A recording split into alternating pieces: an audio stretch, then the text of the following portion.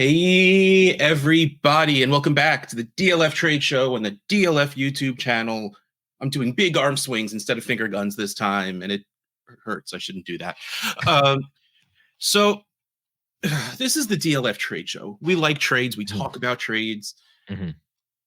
The unfortunate reality of the situation is some of you probably most likely play in Dynasty leagues that have trade deadlines. We can do many full shows where just I talk about how I feel about trade deadlines, and then Addison can probably do a show on his own as well. We're not going to do that because it's not really helpful. Let's be honest. The real answer is always play what makes you happy. Do what you want. If you don't like it, it doesn't make you happy, leave the league. I don't know what to tell you. Like, don't play in leagues you don't like. But okay, so back on the trail. So we're getting close to that point. We're getting close to trade deadlines. I know safe leagues is week 12 and we're hitting week 11, so it's coming. And especially me, and I know Addison as well, like, we're not the biggest running back fans in general. So usually our team's a little weaker at running back. So we figured, let's look at a couple of running backs since we're getting close to the deadline. This isn't the deadline show. We're still going to have one next week. But like, now is really when you're like, all right, my team is good. My team has a chance. Let's see what I can do with this running back position that might make my team better, or flip that around. My team's not as good as I thought it was going to be, and I have this running back. What can I get for them? Because it works both ways. Perfect. Oh, all right. So let's jump into it. And the first one was a lot more tougher. Nice English, Russ. It was a lot tougher before this past week because, I don't know if maybe Tyler Algier had a cold and he wasn't feeling good. But Bijan got 22 carries, which was nice. Or yes, somewhere. He did. But yeah, like, it was rough to still be high on Bijan. And then 22, it makes you feel better. And I believe he scored a touchdown. So he put up like 20-something fantasy points. So like, he had a decent game. I guess first, look, before we get into the trades, is he still a first-round startup pick for you in Superflex?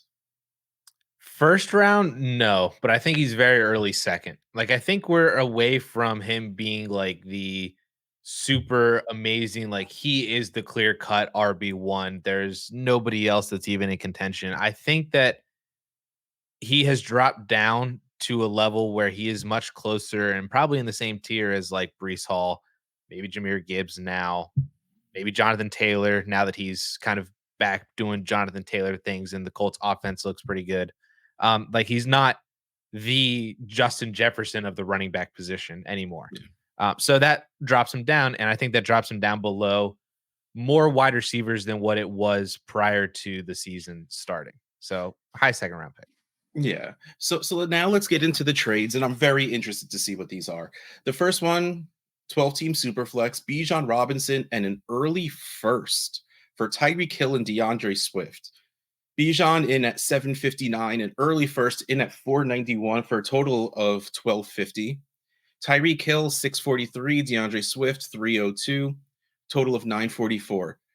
It's been a little upsetting that Swift hasn't done nearly what he did in week 2 ever since. Like, he hasn't been bad, but like, he hasn't really dominated since that week 2 where he was just like, oh, you want to give me one touch in week 1? Is that what you want to do? Yeah. He's still a top 10 running back on the season. Yeah, no, again, like, he hasn't been bad, but like, he hasn't spike weeked at all. He hasn't, but that, for us, especially like people that don't like running backs, you're absolutely fine getting like 15 points per game from your running back. Oh, heck yeah. So this trade in general, this is rough, man. Like, I want Tyreek Hill to score points. I want DeAndre Swift because, like we were just saying, that's a lot of you're still getting good points from him. But Bijan in an early first, like, to give you a little bit more context on that first, I wish there was a way that you could do this in the trade analyzer because it just breaks it up as early, mid, late. But this is currently the 1.02. So this is in Superflex, Caleb Williams, Marvin Harrison Jr. territory. Yeah, which like is massively more valued than 500 points in the analyzer. yeah, I want to take Hill and Swift because my what you will probably find out is my goal will always be to switch Bijan or those top tier running backs into a wide receiver plus a lesser running back. And that's what this is doing. But adding the 102 on top of Bijan, like that at best should be a late first. And Mhm. honestly, it probably shouldn't even be a first. Okay, maybe I that's a think little it extreme. could still be a late first. I think like if you're competing, you had Bijan Robinson kind of out of luxury or something, or you made a move from the offseason, but you're competing, you're in first, second, third. You want to go get Tyreek, you want to trade away Bijan for it, and then you add your late first, which I would take Swift over a late first. So it's kind of like Tyreek over Bijan, Swift in the first, I think that's fair on both sides. Yeah, making that the 102 is just way too much. Like you had the right idea. It's just like maybe you clicked the wrong button, like you picked the wrong first when you were but like that's Yep. rough. Yep. That's the issue here. But yeah, again, I like the idea of moving from Bijan to Tyreek, and I love that Tyreek told us when he's gonna retire.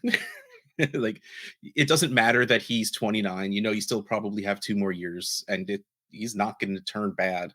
It's not something you have to worry about. Mhm. So it's just that first being the one, but no. So the next one is a lot more interesting and a lot more along the lines of what I thought we would see. And it's still 12 team superflex. It's Bijan and a 24 second for CD Lamb and a 24 third. I mean, the only parts that really matter here: Bijan 759, CD Lamb 698. I do, CD Lamb finally pulling CD Lamb stuff, what we've wanted to see forever now. Um, Well, like 3 weeks in a row. Isn't he the only player in NFL history with 10 plus, 150 plus in 3 straight games? I but think I what saw that. matters is every Tuesday I do the Fantasy Cares live stream going over Scott Fishbowl scoring. Mhm. It was 2 weeks in a row where CD Lamb was the top wide receiver. Didn't hit number 3. If we're talking bowling, he choked on the turkey. Like he did not like couldn't get that third in a row. But also, quick plug, fantasycares.org/GG. You could be entered to win a signed CD Lamb jersey and Funko Pop. I I'm want it. well, first of all, again, like I don't know if I've complained enough about this. This is how Pristine Auction wrapped the CD Lamb jersey. This doesn't help. But like I'm ashamed of myself that this is the blue jersey and he's wearing the white jersey in the on the Funko Pop. Like they don't match, and that makes me sad. But then I also remember that the Cowboys are the weirdest team in all sports because white is actually their team color. Yes. I hate it. I hate white jerseys.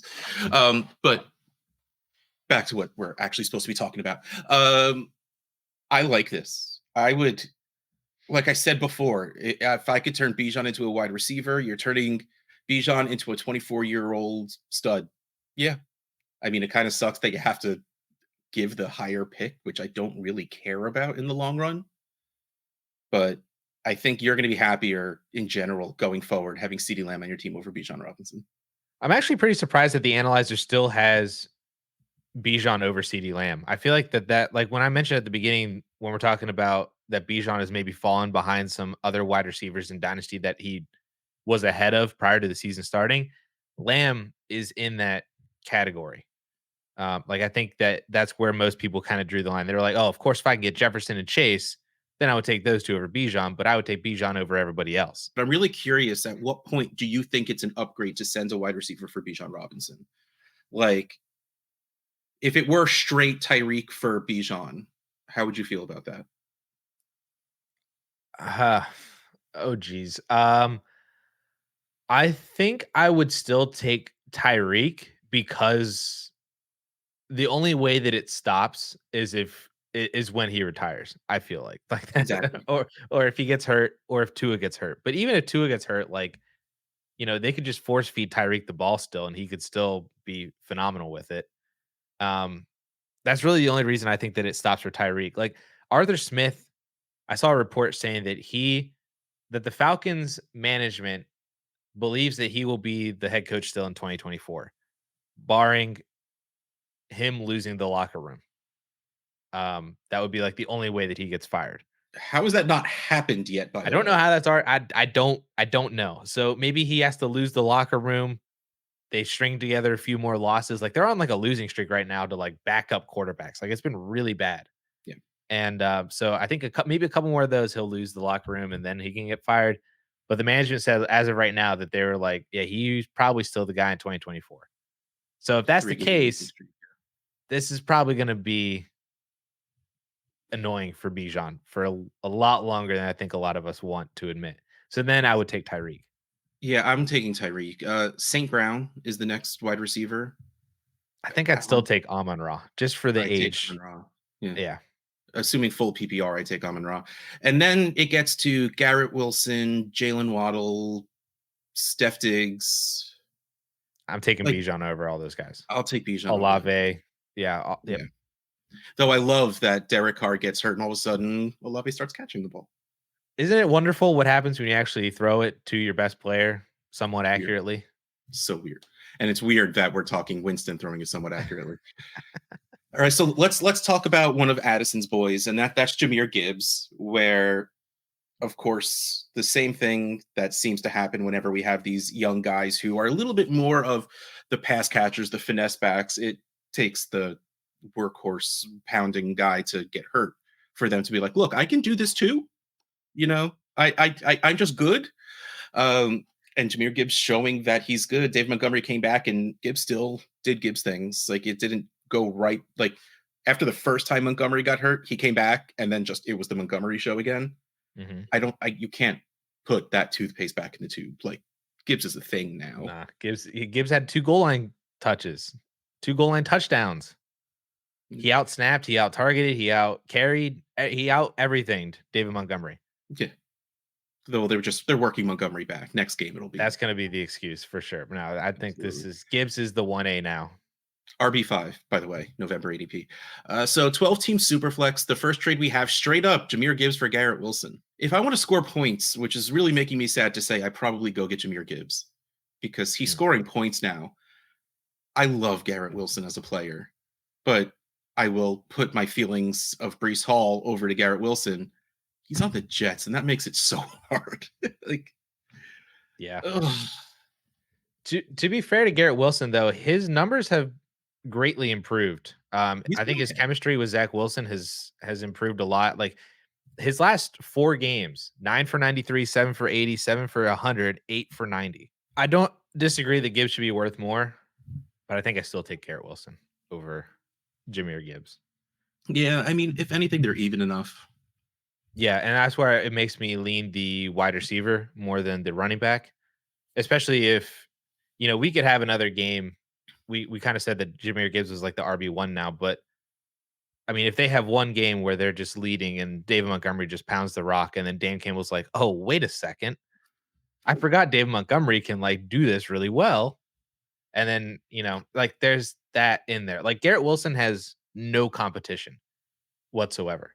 And like I said, like the past 4 games, like he scored 15 to 17, 18 points in the last 4 weeks without scoring a touchdown.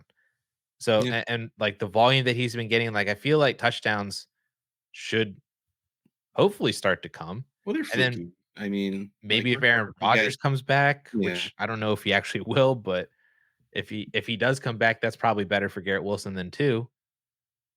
Yeah, but like honestly, if you're rebuilding, it's even better if Rodgers comes back next season. That's a fair point too. But I think I'm taking Garrett Wilson here. I don't know. I'm going to move on because I don't even know how I feel anymore. Like I'm just making myself more and more conflicted. I love this move we're about to talk about. Let's say again that you're this team that you're doing well. You're probably going to make the playoffs. You're close to it. You might not. And you have Christian McCaffrey on your team. And you see that one of the teams that is going to make the playoffs and they have Jahmyr Gibbs on their team and you send an offer of Christian McCaffrey for Jahmyr Gibbs in a second. I love that. Like, again, same thing with Tyreek Hill. Christian McCaffrey will stop doing Christian McCaffrey things when Christian McCaffrey decides to stop doing Christian McCaffrey things. Yep. So that being said, if you want to push till next year, I think it's a great move because We've seen what Jahmyr Gibbs can do. You're getting a second on top, which is nice. Seeing as how McCaffrey's 27, you're getting 6 years back at the running back position, which is a lot. And you're getting a pick on top. And I love this move. And if you were pushing to go all in, you do what you have to get McCaffrey on your team. And I don't think I hate sending Gibbs in a second to go get McCaffrey. Yeah, You'll probably hate it after the season, especially if you don't win. But if you do, you will never think twice about it. yeah, I think I'm actually on the side here of I would prefer McCaffrey in this one, if especially if that second is late. Like if that's your contenders late second and you just want to go get Christian McCaffrey, Yeah. I think that this is a phenomenal way to go do that. And yeah, it might suck in the offseason. I mean, I don't think ever rostering Christian McCaffrey is ever really going to suck, even in the offseason. You won't be But able to move him for nearly what he's worth. It's, Travis sure. Kelce, Tyreek Hill, Cooper Cup. They're all their values dive once they're not scoring points. And then they'll go back up. So if you have patience, then you're fine. I don't have that. Or if you're contending again next year, Yeah. like if your team as a whole is quite young, like you are still competing, like you got solid quarterbacks in Superflex. Maybe you have some sort of combo of like Burrow, Herbert, Lamar, and then another solid quarterback too, like a Dak or somebody like that, or Kyler coming back. Then your other wide receivers are fairly young as well. Like you have an Amon Ra, maybe you have a CD Lamb. Your team as a whole, relatively young, and you just want to go add Christian McCaffrey to that, and you're going to be competing again next year with Christian McCaffrey still. Like, I feel like that's a solid move to go and make. But I also like it from the other side where if you want to age down the 6 years, like you just said, and just go add a second round pick to do that, and you might even still end up being just as competitive with Jahmyr Gibbs as you were with Christian McCaffrey. Like maybe you're not winning by 30 or 40 points every week because you don't have Christian McCaffrey, but winning by 20 points is still a win. So, Yeah. and then you got a free second round pick that you can use to maybe upgrade somewhere else, or maybe you get lucky on the rookie. I like this trade really from both sides. It really does seem like a very perfect trade. All right. So the next player is someone that's been in the back of our minds, unfortunately, but about to be thrust right back into the forefront. Devon Achane is able to start practicing again. He's able to be activated. I have yet to see that it happened, though a few days ago, I think McDaniel already came out and said that he's playing. Yeah. He still has the IR tag on ESPN, at least. I was looking at. Yeah. Yeah. I was like, come on. Right. Just like make us feel a little better. Like I already set, like I do a preliminary setup of my lineups on Wednesdays just to see if there's any trades I need to make. And I clicked that HM button. I don't care that the I was next to it. I'm like, no, this is happening. Let's go. We need to do the same with Justin Jefferson as well. Seriously. Still haven't heard anything about him either. But all right. But I still think Devon Achane is going to help win championships. Just that offense we've seen what it can be, and there's no reason it can't be that again. So let's look at these trades and see how we feel. 12-team superflex. Man, a lot of 12-team superflex going on. No interesting league trades going on out here worthwhile for the sheets, I guess. Devon Achane, Jaden Reed, who I really like. He's doing really well. For someone that, I mean, I think he was a second round pick in real life, but like you didn't really expect him to do much. So Devon Achane, Jaden Reed in a 24 second for Travis Etienne and Terry McLaurin. That's interesting. Achane 479, Reed 126, the second at 107 for a total of 712. ETN 483, McLaurin 259. That's still pretty good. 741. So 712 for the HN side, 741 for the ETN side. How far apart are HN and ETN for you, by the way? I would still prefer ETN, but it's not that big of a difference. I mean, when you factor in the like Achan's age and his explosiveness and just like what he can do in the perfect offense for his skill set, it's not a massive difference. I think that I would probably have HM maybe a couple spots below ETN in running back rankings, but that would like it's not anything major. But I would still take ETN over HN straight up. Yeah, same. In again November ADP, ETN RB4 at spot 12, Achane RB8 at spot 24. Sounds about right. Yeah. Reading a second for McLaurin is probably fair enough. Is McLaurin scoring points right now? I just he just is out there doing his own thing. I would Um, take McLaurin over Jaden Reed in a second. Like, I'm not trying to break down an asset like McLaurin into two yeah. assets like that, but I'm not the biggest McLaurin fan. I mean, dude's a phenomenal NFL player, not a good fantasy asset. Yeah, Um, like well, Sam Howell is just we'll call him erratic. Because he wants to yeah, not die but hold on to the ball for 6 seconds every snap.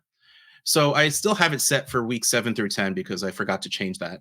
McLaurin is averaging about 13 points per game, 15, 17, 12, and 7. that's It's okay. basically the McLaurin experience right there. Is like there's really not much ceiling, but there's such a high floor. Yeah. He's just there. Yeah. Jaden Reed scoring zero point 0.2 points per game less, by the way. Um, yeah, when you spell it out like that, I guess I stick with ETN and McLaurin. Man, I need to just like talk to you more often. You make me think things through instead of just like going, I like shiny stuff. Ugh. So yeah, I think the answer is the safe answer for sure is the ETN and McLaurin side. But this is fun. Like I like getting younger because you're getting younger. I mean, 2 years at running back it's not nothing. And you're getting 5 years I younger at agree. wide receiver, getting pretty similar output at this point, and getting that second and like the things you could do with a 24 second near a trade deadline are probably pretty good. So like I think I really like this trade because it makes sense. Like you got younger, but like I have a trade addicts team in trade addicts 10 where I'm like 5-5. I came in second or third place last year. Like the wheels are kind of grinding down. Like so what I'm trying to do is something like this. Like if I had ETN and McLaurin on my team, I would love to pull this off to get the production pretty similarly and get younger at the same time. Sure. That's what makes me like this a lot. Yeah, in that situation, I'm definitely here for that. Where you're Yeah. middle of the pack team, just push to get younger, but potentially just as productive. But honestly, I don't know if I do this the other way around. I don't think I send Achane Reed in the second for ETN and McLaurin because I don't think it's different enough. McLaurin would need to be somebody different. Yeah, fair. All right. So the last trade we have, next trade we have, because we do have one more after that. Oh, all right. Okay. I wasn't ready for this. Anthony Richardson, Devon Achan, and a late 24 first for Lamar Jackson and Mark Andrews. Wow. Yep. All right, so this needs to be broken down for sure. Anthony Richardson, 628, Devon Achan, 479, a late first at 211 for a total of 1319. Lamar Jackson, 859, Mark Andrews, 455 for a total of 1315. This is pure even. I love it. Oh man. And again, it comes down to like if you're rebuilding to be able to, I don't know if you need to move off Lamar Jackson and Mark Andrews. Okay, no. See, you gotta get I didn't even need you this time. I'm going with Jackson and Andrews, regardless of the situation. Okay. You you don't need to move off of a 26-year-old quarterback and a 28-year-old tight end. You don't need to. I Travis Kelsey is still far and away my tight end one. I don't care that he's 34. And like no competition, he's the tight end one. So I don't care that Andrews is 28 and yeah, he's my tight end too. So Anthony Richardson, he what? I just thought of the best dad joke ever when you said that Travis Kelsey is 34. I in my head, I was like, yeah, he might be 34, but he's feeling 22.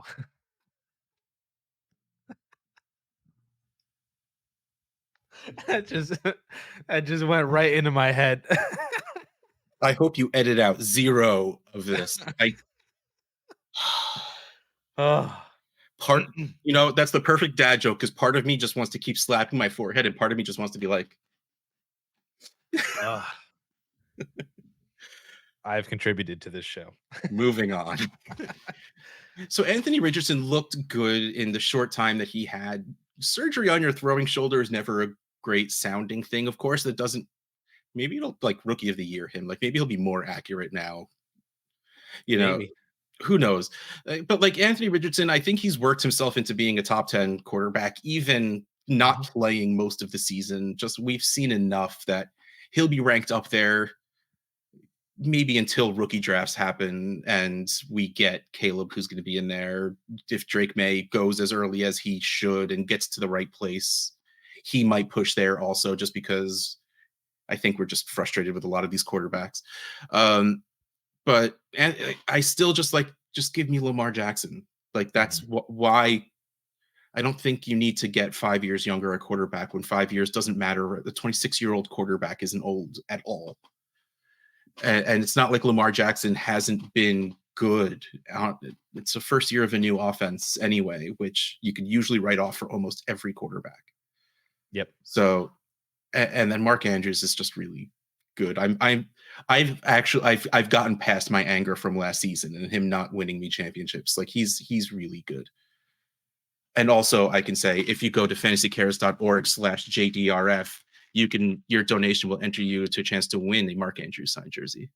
That's twice you pulled for me, Addison. Thank you. Boom. Got you. I kind of see this in the same vein. Like I would take Lamar Jackson and Mark Andrews. I would take the way I basically broke it up was I was like, okay, Richardson in first to go get Lamar.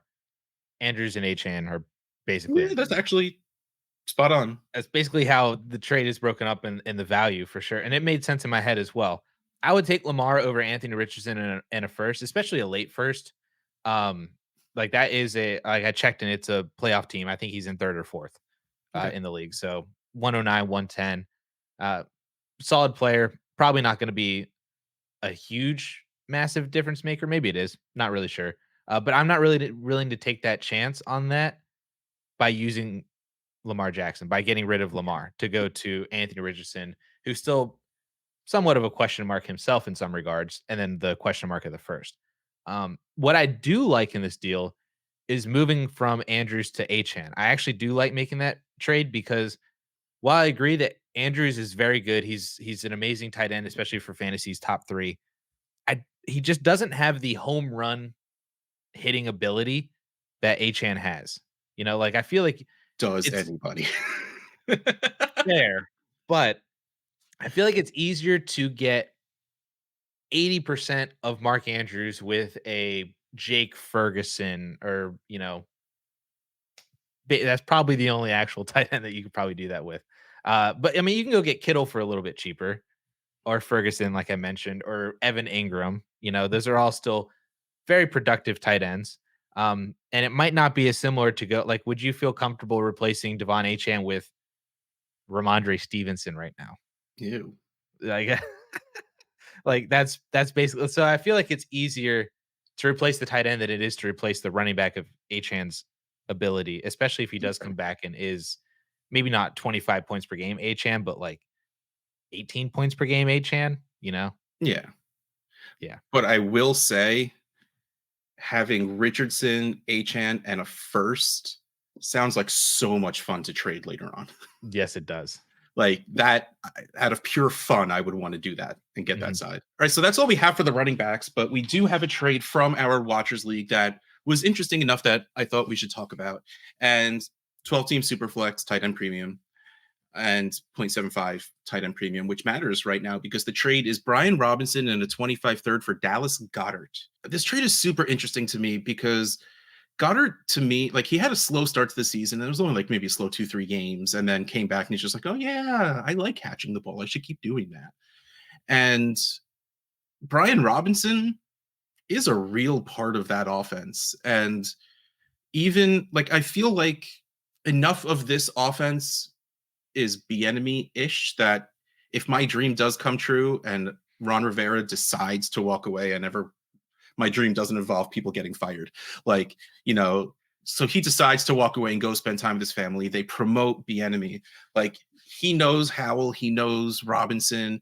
Maybe he goes and gets some of his tertiary guys that he likes. Like I'm sure Marquez Valdez Scanning will just be like right over there. But like Brian Robinson is good, What worries me is that he's good and not great. And just being a good running back isn't enough to keep your job from year to year. Yep. But there are so many more places the Manders need help than running back. So that's really what would keep my hope going. All of that being said, I guess the only way I send Goddard for this is if I'm competing, I have another tight end and I need more points because Goddard's not scoring me points, and maybe I don't have faith that Goddard will come back and be in full health. Like that's the only thing I could think of to make me want to downgrade from Goddard. And I mean, Robinson in the third is 178, Goddard is 193. It's even for, more or less. But to me, like this is Goddard because I feel more safe. I feel safer with Goddard now and going forward than I do with Robinson going forward, especially if Goddard does come back in 3 weeks, right in time for the fantasy playoffs. Well, to help you get into the fantasy playoffs and then hopefully stay healthy. I'm team Goddard on this one as well too, especially in a tight end premium format. Like when you're getting the extra, we do 1.75. Yeah.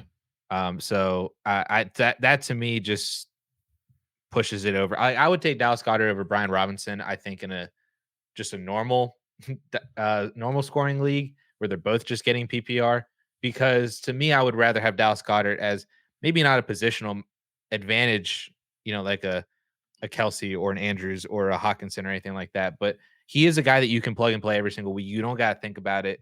And he is going to be a positional advantage over maybe half of your league. And that I think is still worth it more than Brian Robinson, who is just the complete definition of average and mediocrity. And like I think he's RB6 on the year overall in fantasy points. But he's RB like 16 in points per game, and his points per game is weighted by 2 like massive 25-point games. And every single other game after that, I don't think he's broken 13 fantasy points. So Brian Robinson is RB6 in pure points, but he's only putting up 14 points per game, which, yeah. But again, like I said, like if you look at his individual performances, like it is terrible for Robinson. Yeah, it's not great. What's really interesting here, the team that got Goddard is complete rebuild. I mean, this is the first year of the league, but like they're 1-9-1. We had a tie. So I kind of love that move because if Goddard does come back, it'll probably be too late to hurt them getting the 101. Right. In which case they'll have a solid tight end to roll into next year with. And they moved away from a completely average, mediocre running back who's putting up points and might not next year. Yeah. Yep. All right. So, I mean, I like the trade in both ways a little bit now because, like, if I'm competing, I want the guy scoring points. But, like, I really like I love that. Like, that's why just because you want the 101 doesn't mean you can't trade for good players. Like, this is a wonderful situation where you can roll into next season and be a little set up for if you have 2-3 firsts, you end up with Caleb and Marvin Harrison. Like, you have a third of a starting lineup already, and Dallas Goedert is a top 5 tight end. All right, but that is the end of the DLF Trade Show on the DLF YouTube channel because I have 2 minutes before our meeting starts and I have to make some coffee because talking this fast, this much takes up a lot of energy, and looking this good, even more. Russ Fisher, Dynasty House, Addison Hayes, @MazeHayes_. We'll catch you next time.